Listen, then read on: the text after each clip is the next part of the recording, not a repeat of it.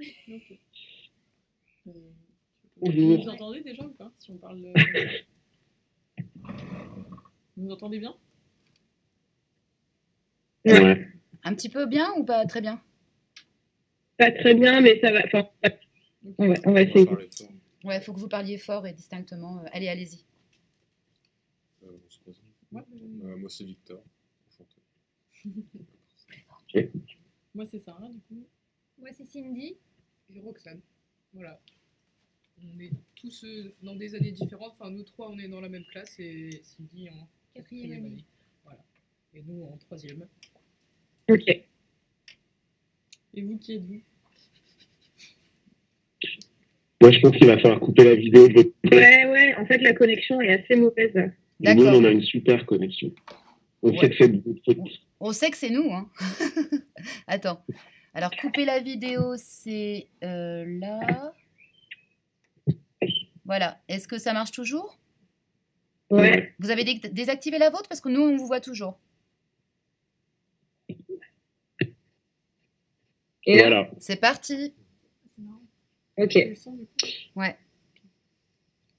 Allez-y. Donc, vous voulez qu'on se prête peut-être le Chipas University ou individuellement? Les deux, Comme vous voulez. Donc, juste pour contextualiser, vous êtes c'est un arc ou c'est un cours sur l'édition, c'est ça? C'est un module, oui, c'est ça. Un module de recherche, ouais. On est aux Beaux-Arts de Rouen? Ouais, on est aux Beaux-Arts de Rouen. D'accord, ok. Désolé. J'ai vraiment pas eu beaucoup d'infos. Oui, alors vous êtes vous êtes à l'ESADAR sur le site de Rouen. EDIT, c'est un groupe de recherche qui existe depuis 2010, qui a eu de nombreuses formes depuis. On vous enverra le livre pour vous remercier. Et en fait, en gros, il y a un module dans ce groupe de recherche qui se réunit toutes les semaines. Et on a lancé une idée, quand on n'a pas toujours les moyens de se déplacer en groupe, l'idée est que les étudiants puissent poser des questions aux éditeurs aussi en dehors du cadre des salons et autres. Mais voilà. Et donc, du coup... Et à mon avis, vous pouvez vous présenter individuellement et puis après situer la revue ou d'autres projets, ou qu'est-ce que c'est que d'éditer pour vous dans le cadre de The Cheapest University, par exemple. Voilà. Vas-y, Maxime. Moi, brièvement, donc, je suis Maxime, je suis artiste et j'ai fait les Beaux-Arts de Cergy. Je suis sorti en 2013 et j'ai une pratique de la performance, d'objets, d'écriture, de parachutisme, et autres. Et j'ai initié avec plusieurs amis The Cheapest University à fin 2015. Mais peut-être que Sabrina, tu peux te présenter un petit peu, puis on parle vite fait de Cheapest, puis après tu parles de la revue. Ok, donc moi je viens des Beaux-Arts de Bordeaux à la base, après je suis partie à la HEAD à Genève. J'ai eu pas mal de pratiques de duo et de choses qui étaient liées au texte, à l'intérieur des duos que je faisais, ou même en tant que pratique personnelle. Voilà, après j'ai rejoint Cheapest University il y a un peu moins d'un an sur une invitation de François, l'ancien Gilberto et Charlotte Webb qui organisaient des sessions qui s'appelaient les Cheap Talk où on était amené à présenter des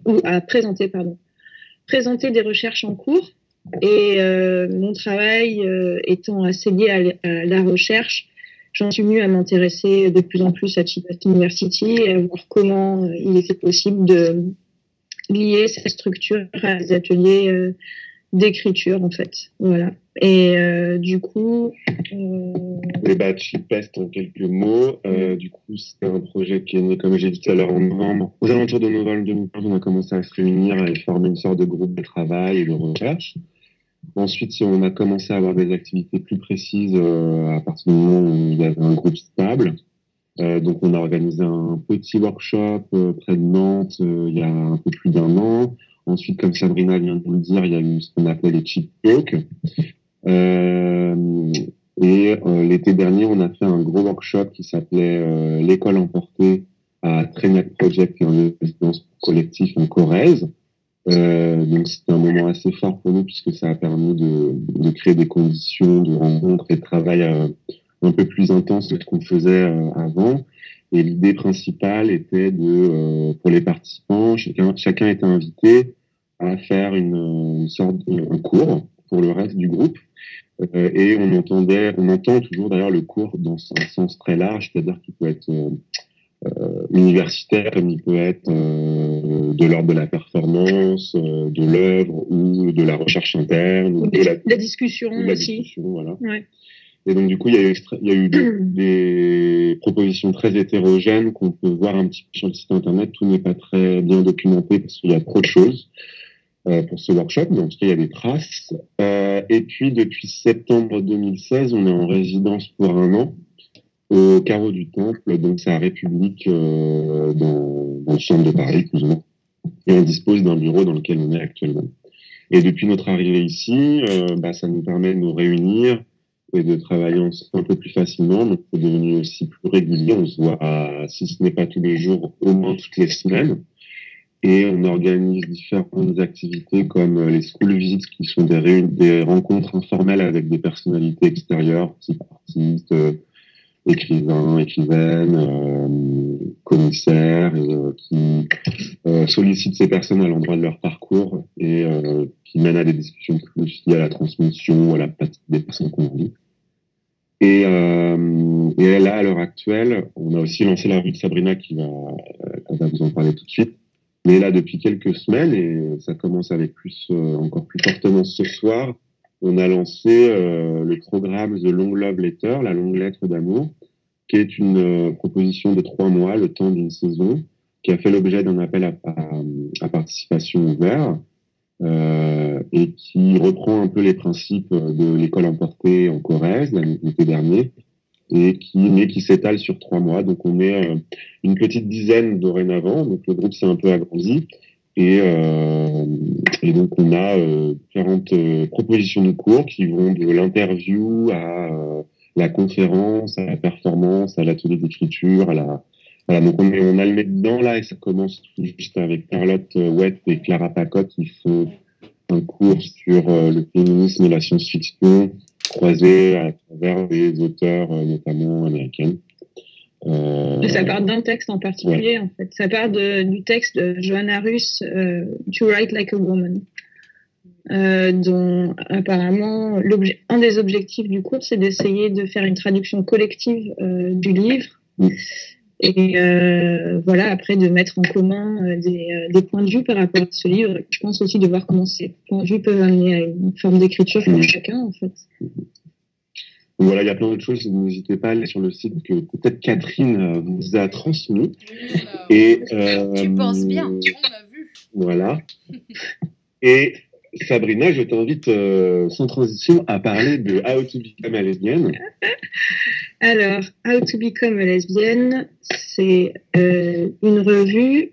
C'est-à-dire que quand il y a eu des workshops qui ont commencé à Trégnac, dont Maxime parlait tout à l'heure, en fait, moi, je me suis dit, c'est intéressant de faire un cours, mais j'aime mieux la forme de l'atelier parce que moi-même, dans mon travail, je pense que j'ai beaucoup de mal à séparer la théorie et la pratique et à greffer sur un sujet, à juste fabriquer de la conversation en quelque sorte qui ne tend pas vers une forme de pratique à l'extérieur, ça me gêne au bout d'un moment. Parce que je travaille comme ça aussi. En fait, à ce moment-là, en préparation du workshop, j'étais en train de lire un texte de Eileen Myles. Tu parles là ou pas, en fait? Pardon. Ah non, on vous écoute, en fait. D'accord, ok, parce que j'entends des... D'accord, j'entends des bruits, c'est pas nous, on est vraiment tout oui. D'accord, ok. Un texte de Eileen Myles qui s'appelle Inferno, a Poet's Novel, et qui est en fait un texte qui est un roman un peu bizarre, qui est un texte un peu hors genre pour le coup, je dirais.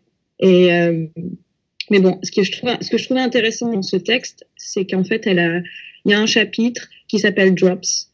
Et qui est un chapitre qu'elle a écrit quand elle tentait une bourse à la Ferdinand Foundation, qui donne des bourses pour des poètes qui demandent de l'argent pour écrire des bouquins.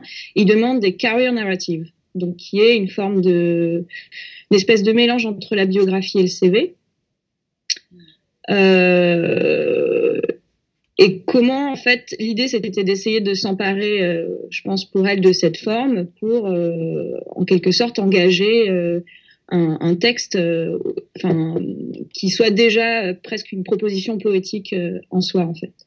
Alors moi, à ce moment-là, je faisais plein de dossiers et il se trouve que j'étais toujours un peu dans la merde, justement, par rapport aux biographies et au CV, à ce type de format d'écriture, que j'en avais aussi un peu marre de travailler au projet et que je me posais beaucoup de questions, justement, sur la manière dont on est amené à se présenter en tant qu'artiste via les formats des portfolios, des CV, des biographies, tout ce qui est lié à la professionnalisation, en quelque sorte, des carrières artistiques. Et donc, il y avait un truc que je voulais dire par rapport à ça. Excusez-moi, je fais un gros blanc, hein, parce que je réfléchis. Bon, bref, ça reviendra, c'est pas grave. Ah oui, si. À ce moment-là, on était en pleine manif loi travail à Paris aussi. On était en pleine manif loi travail, et donc, d'un côté, moi, j'en avais marre de la manière des normes imposées en quelque sorte en art pour essayer d'être un artiste. Donc, à chaque fois, cette course au projet et au dossier. Et d'un autre côté, ça commençait à péter les plombs à Paris, du côté des travailleurs, en fait. Et j'étais vraiment assez active dans ce mouvement-là et j'essayais de relier les deux ponts, en fait. Ah, il y a un truc qui sonne. C'est pas moi. Non, c'est pas nous. Non, c'est pas de notre côté. Ça doit être du vôtre. C'est chez nous, c'est tout près, ouais. C'est le téléphone de Maxime. Voilà. Donc, en fait, moi, je suis partie de ce texte et de ces réflexions, de ce texte d'Eileen Miles et de ces réflexions-là par rapport aux manières de travailler en art et aux manières de se présenter aussi en art. Et donc, j'ai exposé en quelque sorte ces questionnements et j'ai présenté un petit peu la pratique de Eileen Miles, qui par ailleurs, dans plein de ses textes, est souvent dans cette forme du roman d'éducation, du coming of age story ou de la biographie. C'est pas vraiment de l'autofiction, c'est encore autre chose, mais bon, voilà. Et c'est à partir de ça, en fait, que s'est constituée la revue, puisque j'ai demandé aux autres participants, du workshop, de eux-mêmes essayer de réfléchir au format d'écriture qu'ils rencontrent au quotidien par rapport, en fait, à leur vie d'artiste, à leur vie professionnelle d'artiste. Et comment ça pouvait être lié à de l'expérience et comment ça pouvait devenir une forme d'écriture. Et donc, ça a donné la revue. Voilà. D'accord, donc les participants au workshop, c'est pas n'importe qui, c'est quand même des artistes ou des gens qui ont un rapport avec ce milieu-là. Je pense que c'est pas des gens lambda, on va dire. Lambda, bah, je sais pas, il y a des artistes qui sont lambda, hein, c'est pas la question. Hein. Oui, je me suis peut-être mal exprimé, mais c'est des gens qui ont un rapport avec le milieu de l'art.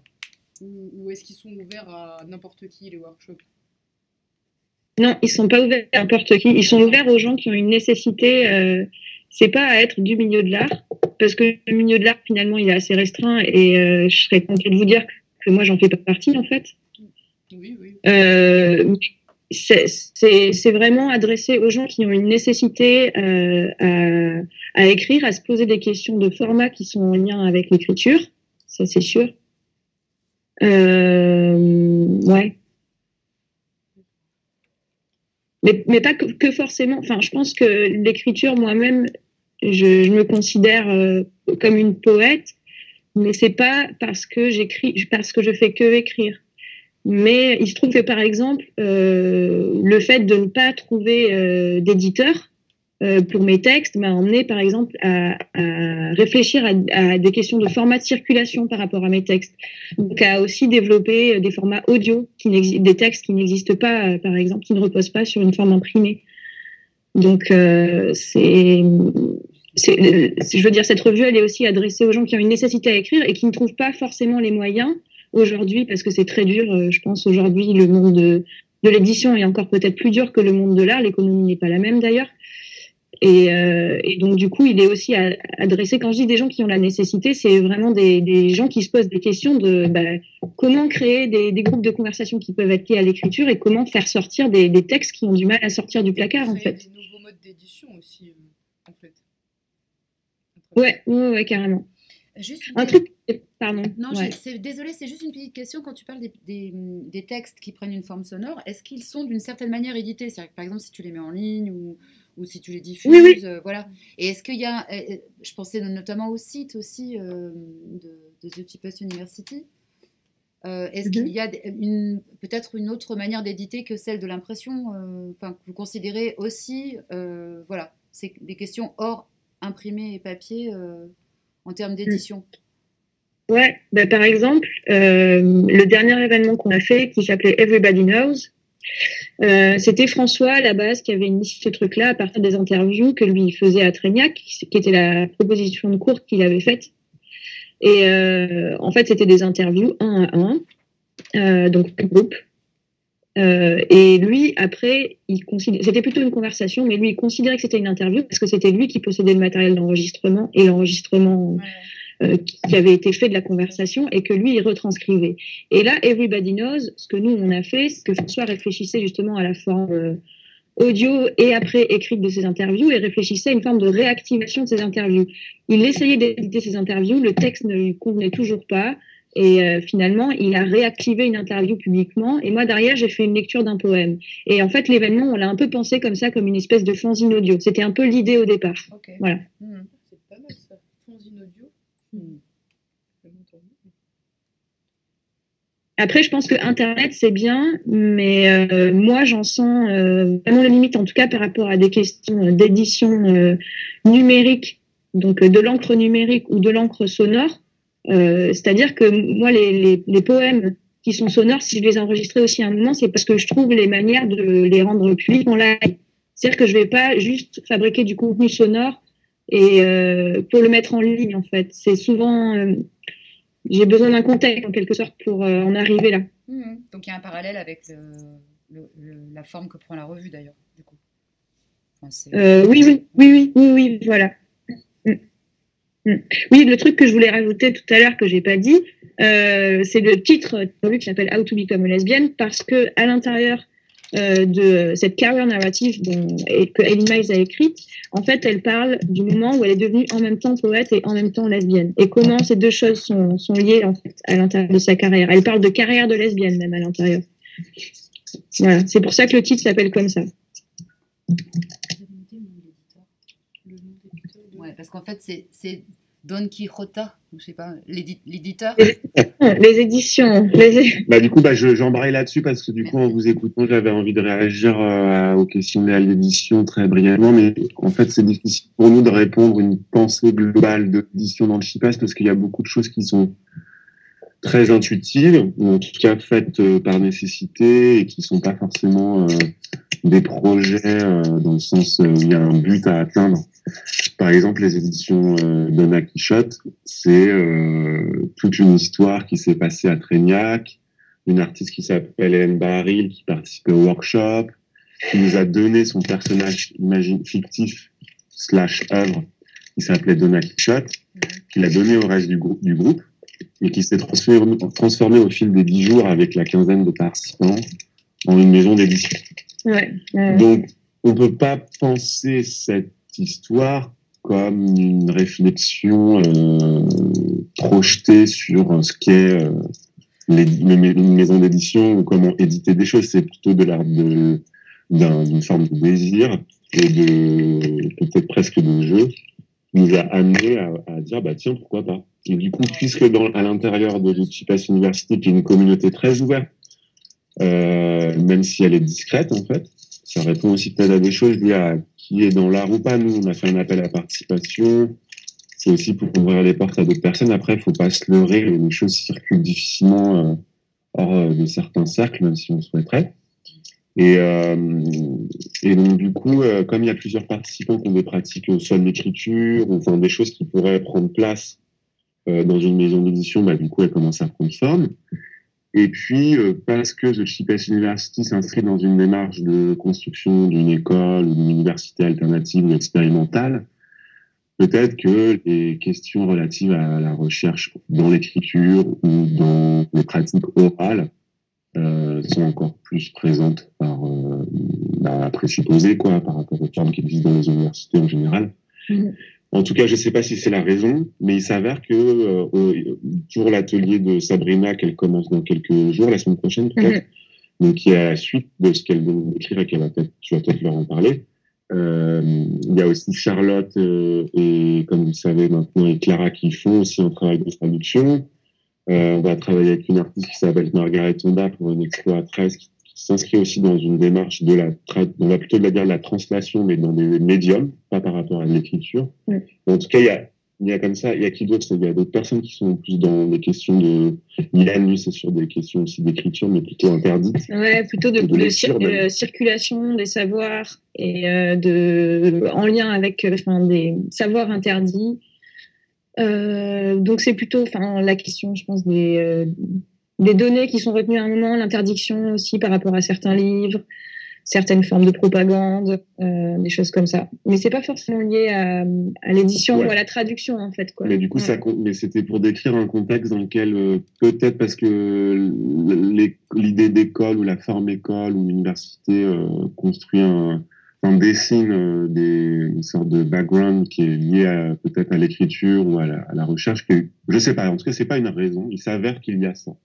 Mais il s'avère aussi, je pense, que Cheapest University, moi j'en ai souvent parlé, en fait, parce qu'on parlait d'école et en même temps d'université. Et moi, ce que je trouvais bien dans les universités, contrairement aux écoles d'art par lesquelles je suis passée, c'est que dans les universités, il y a vraiment l'idée de, au final, produire les écrits, en fait. Il y a toujours des maisons de presse universitaires qui viennent publier les mémoires faits par les étudiants.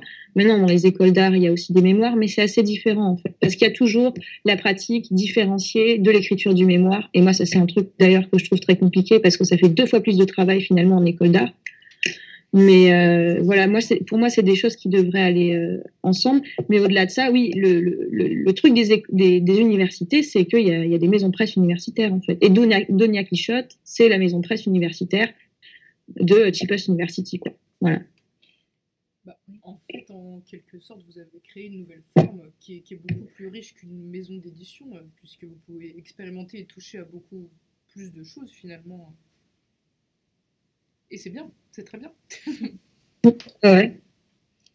En fait, du coup... Mais désolée, je t'ai fait perdre ta question. C'est pas à moi qui dois parler. Du coup, j'avais une question, Ilona. Ça va me revenir, continue.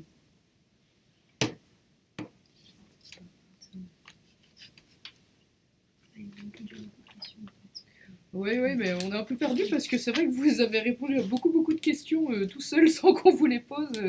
Donc, ah non. C'est très bien, mais... Peut-être vous les Non. En fait, ce qui est intéressant, enfin, je pense qu'on n'est pas, on a l'habitude, en tout cas dans Edith, d'avoir affaire à des projets. Ça, je me souviens ce que je voulais dire. Avoir affaire à des projets qui peuvent être étoilés, c'est-à-dire qu'on n'attend pas de qui que ce soit quand on le rencontre, que ce soit un petit éditeur qui travaille tout seul ou vous, qui est ce qui serait une politique éditoriale. Enfin, on a appris que ça n'existait pas. Enfin. Comme celle des universités qui peuvent avoir des obligations, etc. En revanche, ce que je me posais comme question, c'est est-ce qu'il n'y a pas comme un étoilement d'auto-publication qui... vous voyez ce que je veux dire? Non, c'est pas. C'est vraiment... En fait, c'est à l'intérieur des groupes. Dans ce cas, c'est de l'autopublication de groupe. Je sais pas. Après, moi, dans How to Become a Lesbian, j'écris juste l'édito et je propose une traduction.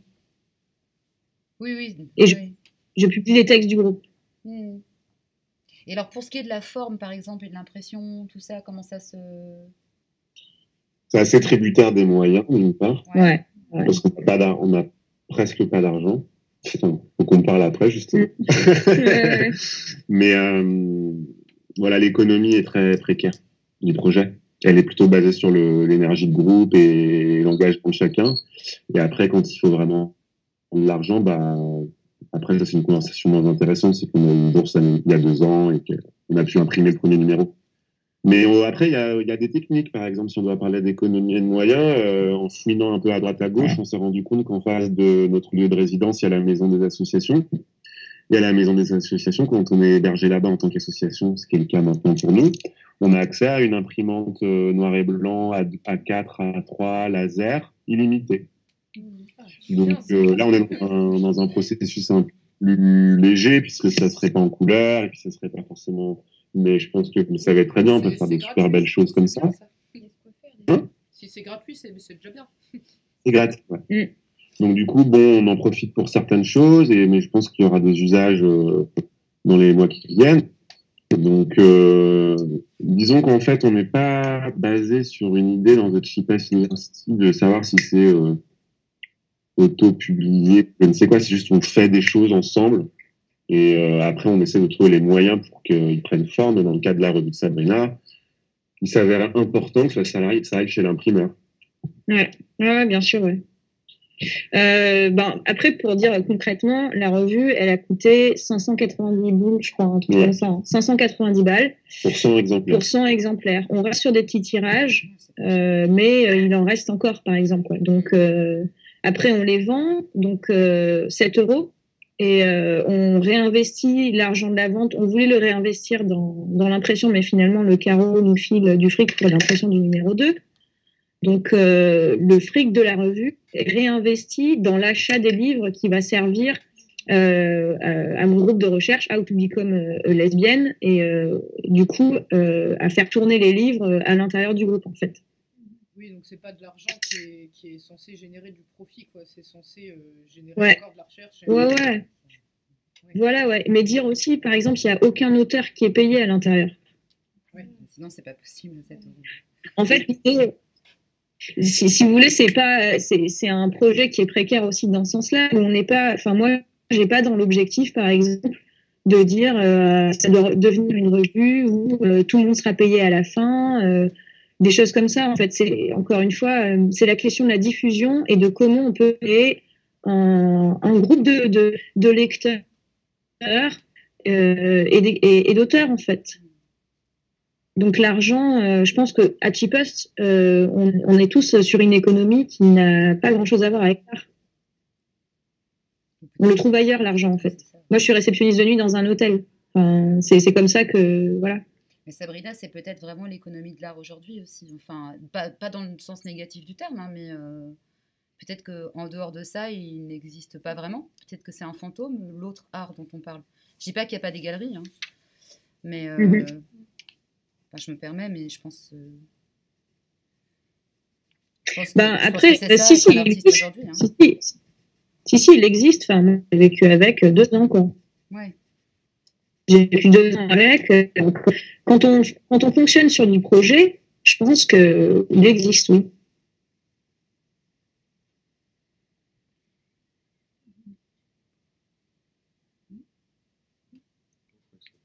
Allô? Oui, pareil, on réfléchit en fait. Ouais, pas de problème, nous aussi. Nous aussi. Cindy, moi j'avais une question concernant les traductions. En quelle langue ils sont traduits, par exemple, s'il y en a plusieurs, s'il y en a qu'une Pardon, attends, j'entends pas bien. Parle plus fort. Je disais, concernant les traductions, en quelle langue ils sont traduits, s'il y en a plusieurs, lesquelles? En fait, c'est français-anglais. Enfin, moi, dans les ateliers d'écriture que je propose, je parle beaucoup d'auteurs anglo-saxons, parce qu'il y a beaucoup d'auteurs anglo-saxons qui ont travaillé sur la question, justement, de ces formes d'écriture qui puissent être en lien avec la biographie et l'autobiographie. Et que je pense que la question de la matérialité de la subjectivité à l'intérieur de l'écriture, aux États-Unis, il y a beaucoup d'auteurs qui réfléchissent à ça. Donc moi, je parle souvent de l'anglais. Et je traduis en français parce que c'est aussi une manière pour moi d'avoir découvert une forme d'écriture expérimentale, en fait, la traduction, quoi. Il se trouve que je traduis de mon anglais, de ce que je comprends de l'anglais, dans mon français, puisque je ne possède pas non plus complètement le français, et que c'est un français qui rejoint aussi le travail d'écriture.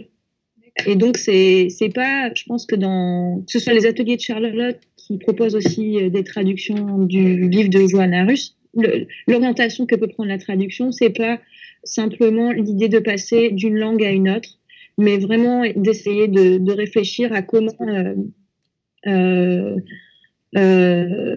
faire ressentir une langue dans un autre langage, en fait. Et c'est pas la mission de la traduction, en fait. On est au-delà je pense, de la question de la mission. C'est plutôt comment un texte va s'inscrire aussi dans peut-être notre contemporanéité et comment ça ressort dans une grammaire. Comment ça peut être porté par la grammaire et amener à faire un choix dans le vocabulaire qu'on utilise pour traduire. Mais bon, ça, c'est des questions en lien avec l'écriture, ça rejoint pas vraiment les questions de l'édition, peut-être. C'est pas grave. Hein. Enfin, c'est l'un des matériaux de l'édition. Enfin, je veux dire. C'est pas pour ça que c'est pas intéressant. Oui. Vous n'avez pas de questions en fait. Moi personnellement, j'ai plus de questions parce que vous avez tellement tout répondu tout seul que je suis. On fait 3 Skype l'autre jour, vous êtes le 3e, on est vraiment. C'est pas vrai.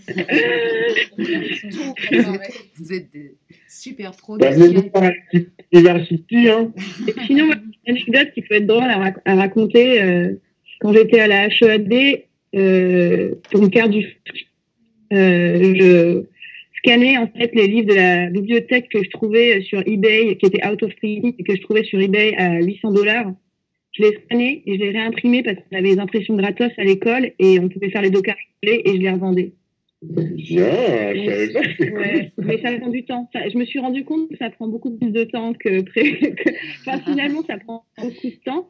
C'était pas un bénéfice énorme. Mais si vous êtes plusieurs et que vous faites, si vous êtes un groupe, ça peut aller très très vite et vous pouvez faire du fric comme ça, quoi. Bah, surtout qu'on a ce qu'il faut ici. Hein. On en a des trucs épuisés ici. Là, vous êtes à la bibliothèque de l'école. Bah oui. On a oublié de vous préciser. Ah, bah, la copie, la copie et l'impression ne sont pas gratuites, précise Cindy. Bah oui. Ouais, c'est pas. Ah, mais ça marche pas alors. Non, ça marche pas. C'est gratos. C'est ça. On est plus fort que les beaux-arts.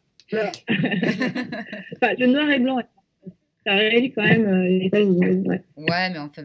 On n'a pas le deux. Ah, ça coupe un petit peu, attendez. Allez-y. Ouais. Qu'est-ce que tu as dit, Maxime? Ça a coupé, en fait. On n'avait pas le dos carré collé. On n'a pas le dos carré collé, ouais. C'est ça, ouais. Mais en plus, il y a pas mal d'éditeurs qui font recirculer de manière pirate, qui ne le sont même plus, en fait, des textes épuisés, des facsimilés pas des facsimilés, d'ailleurs, juste des copies. On a eu ici, quand on a eu un intervenant, dont je ne donnerai pas le nom, puisque la vidéo va atterrir sur YouTube, mais qui est arrivé avec un de ses fanzines et qui nous l'a photocopié direct, ici, pour qu'on l'ait. Et il fait partie des nouvelles acquisitions. Je peux décemment pas lui mettre de numéro d'inventaire, mais il quittera pas l'étagère des nouveautés parce que c'est trop beau qu'on ait ça. Enfin, c'est une chose dont on est assez conscient ici. Et puis même quand tu observes un petit peu en gros, le domaine de l'édition qui nous intéresse, et de la micro-édition pour aller vite, ou de l'édition d'artistes. Enfin, on n'a pas un champ si arrêté que ça, hein, et même de graphistes. C'est l'une des impulsions. C'est de faire recirculer des livres qui ne circulent plus. Donc, c'est une forme qu'on a déjà rencontrée. Par contre, pour gagner sa vie, c'est encore plus classe.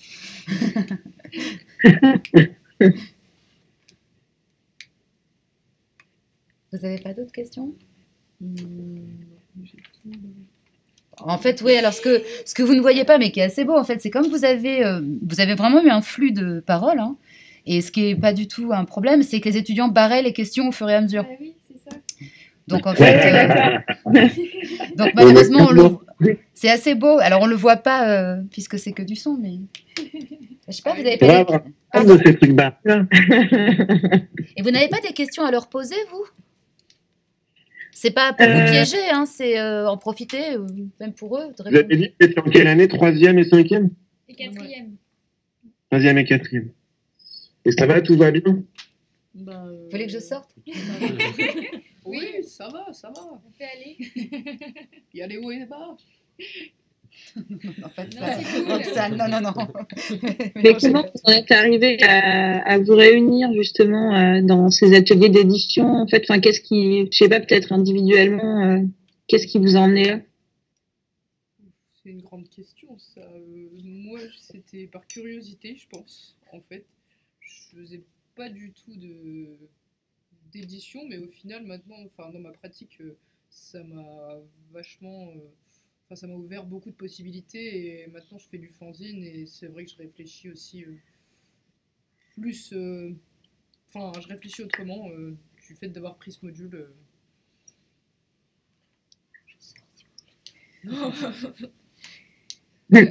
Moi, en fait, en 3e année, j'ai commencé j'ai un peu abordé l'édition et finalement, en 4e année, j'ai un peu regretté de ne pas avoir exploré plus l'édition que ça et les formes que ça pouvait prendre.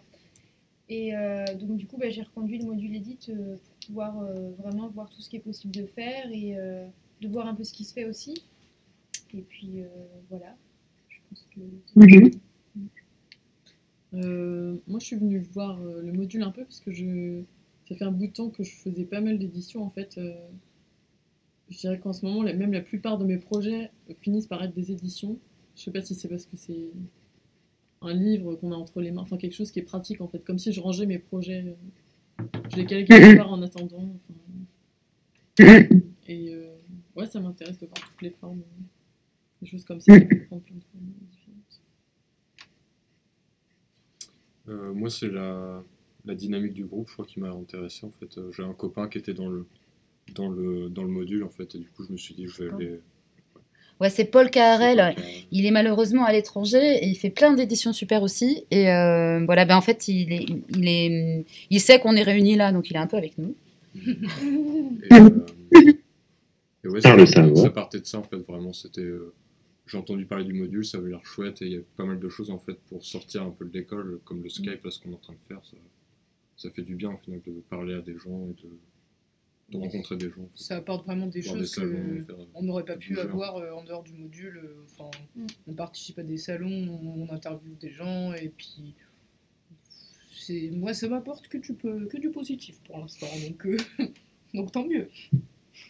Mais du coup, vous mettez en circulation les choses que vous produisez à l'intérieur, vous les vendez, les trucs comme ça? Pendant les salons, quand on participe. Dans les salons? Ouais. Ok. Après, ou alors de notre côté. Ouais, c'est ça, parce qu'en fait, la problématique économique, c'est que quand le groupe de recherche produit les éditions, elles sont gratuites. C'est-à-dire qu'on les aide à produire des gratuits. Donc là, on n'a pas le Skype, mais on avait quelques exemples. Ils ont notamment fait un fanzine suite à Offprint, qui parle de leur visite d'Offprint, où il y a eu un travail sur des blocs, la forme bloc, qui était une contrainte assez sérieuse, qui fait que assez peu de projets ont abouti, d'autres projets ont abouti ailleurs, mais il y a eu peu de blocs au final. Il y a eu quand même pas mal de productions de leur part, des cartes de visite aussi, enfin voilà. Et puis aussi de trouver des formes pour la rencontre avec d'autres. Parce que l'idée, c'est vraiment pour nous de leur faire rencontrer d'autres personnes, des éditeurs. C'est-à-dire de bien penser aux éditeurs avant de penser aux livres et au sujet des livres. Et donc, en fait, c'est un peu ça dont il parle, la dynamique de sortie, etc. C'est d'essayer de comprendre qu'est-ce qu'on fait quand on édite, même soi-même, ou d'autres, ou à plusieurs. Enfin, c'est pas ces questions pour nous. C'est quand même un domaine qui permet d'être totalement ouvert et de faire fondre les barrières disciplinaires. Une ouverture au monde de l'édition plutôt que de dire bon venez vous allez faire vos petits livres quoi. C'est ça. Et puis c'est un autre espace aussi pour travailler en fait finalement. Oui.